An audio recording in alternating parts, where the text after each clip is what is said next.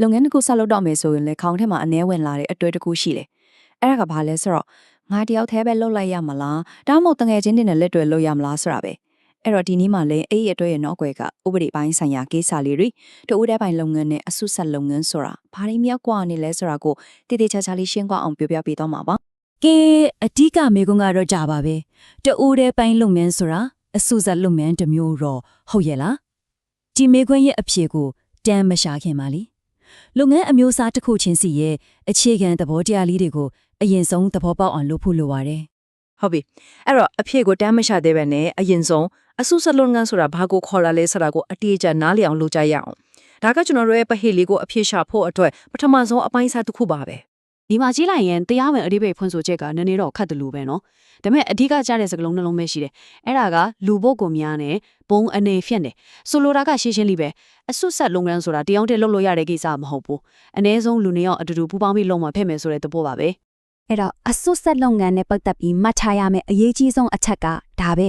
ပိုင်ရှင်အ ਨੇ ဆုံး2ယောက်ဒါမှမဟုတ်2ယောက်အထက်အမြဲတမ်းရှိရမယ်တယောက်တည်းနဲ့အစွတ်ဆက်လုပ်ငန်းဆိုတာထူထောင်လို့လုံးဝမရပါဘူးโอเคအဆုဆက်လုပ်ငန်းရဲ့သဘောတရားကိုသိပြီဆိုတော့အခုသူ့ရဲ့စန့်ကျင်ဘက်ခြမ်းကိုတစ်ချက်ကြည့်ရအောင်တခိုးတော့စွန့်ဦးတီထွင်သူရဲ့လောက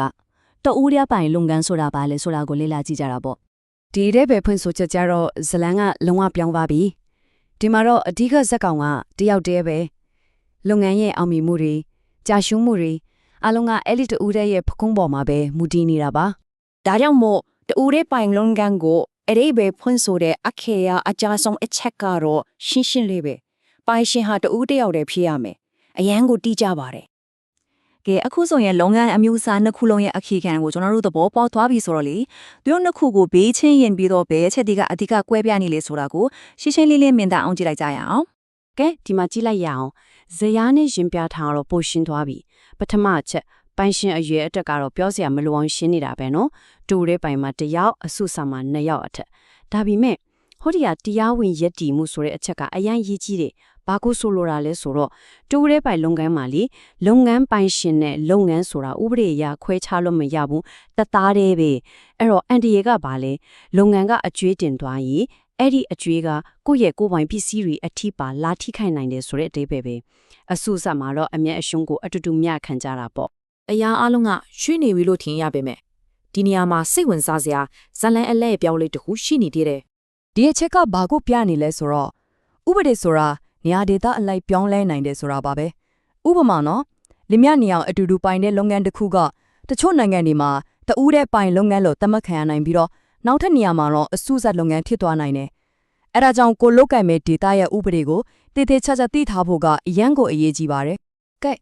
အခုဆိုရင်တော့ကျွန်တော်တို့ရဲ့မူလမေခွန်းအသက်ရှင်းလင်းပြသတဲ့အဖြေကိုထုတ်ပြန်ရမယ့်အချိန်ကိုရောက်လာပါပြီနောက်ဆုံးအဖြေကတော့ပြက်ပြက်သားသားပါပဲတူတဲ့ပိုင်လုပ်ငန်းဆိုတာအဆုဆက်လုပ်ငန်းမဟုတ်ပါဘူး။ဘာကြောင့်လဲဆိုတော့သူတို့ရဲ့အခြေခံအကြဆုံးအချက်ဖြစ်တဲ့ပိုင်ရှင်အရွယ်အတွက်နဲ့တရားဝင်တာဝန်ယူရမှုပုံစံမှာလုံးဝကိုကွဲပြားနေလို့ပါပဲ။အဲ့တော့အဓိကအချက်တွေကိုပြန်ပြီးချိုးလိုက်ရမယ်ဆိုရင်